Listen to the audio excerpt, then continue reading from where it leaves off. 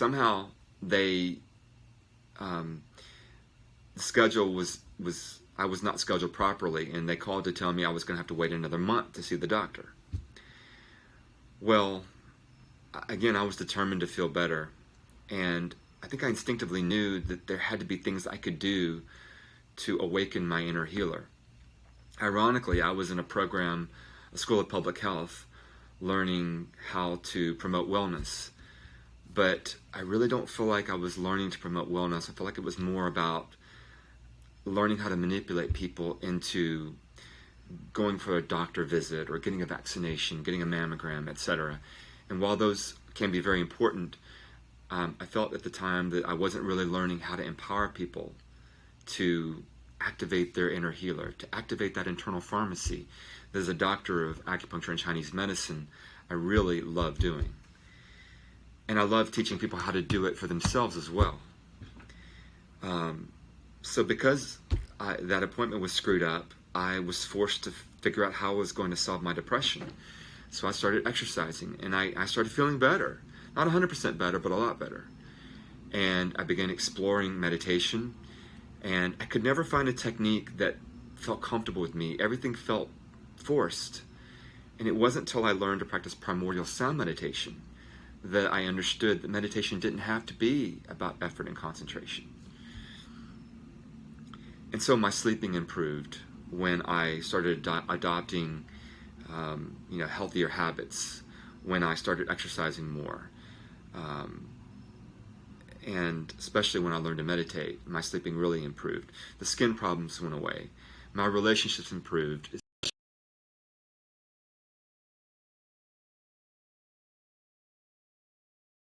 To feel like I was connecting to the inner peace I had been looking for so long.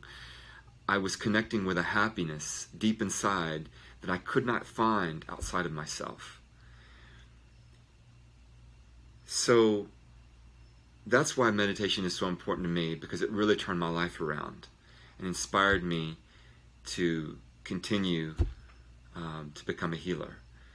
Now, why should it be important for you? Now, many of you are going through or have gone through traumas even worse than what I went through as a little kid. Many of you may be stuck in that fight or flight response. But regardless of whether you've had trauma or not, we all experience stress. And that regular activation of the fight or flight response that comes with stress, the increased heart rate, increased blood pressure, the decreased immunity, the increased clotting of the blood, the movement of blood from our organs to our external part of our body, that's not good for us in the long run. It leads to chronic disease. It leads to heart disease. You name it. It leads to more colds and flus. So there are now hundreds of studies documenting the power of meditation to counterbalance the fight or flight response. So that is why meditation should be important for you as well. It's such a powerful tool to activate your internal pharmacy. I can't stress that enough, and that's why I'm so passionate about it. And that's why I love sharing the wisdom of meditation with my students. But let's get into these two myths, because maybe they've kept you from starting a practice or sustaining.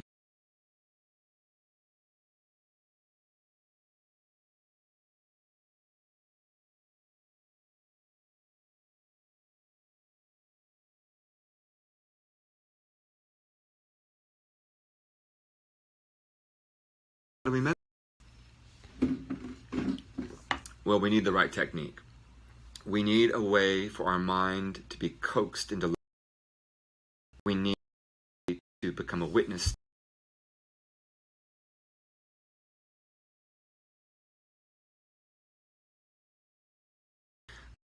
People who don't have time to sit in silence all day, to get a glimpse of our soul. In meditation, we're putting our gentle attention on a sound, which has no specific meaning. So there's nothing to keep our attention at the level of intellect.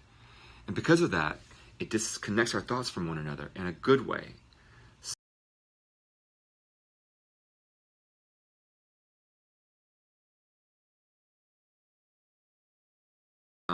And get some much needed rest.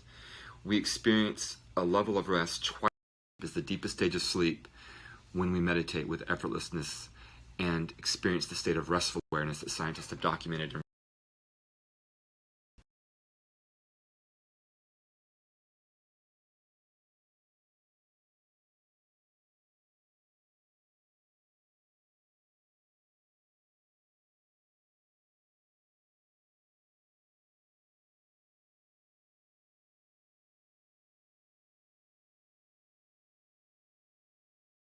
The real reason we meditate is because of the after effect it has on our life.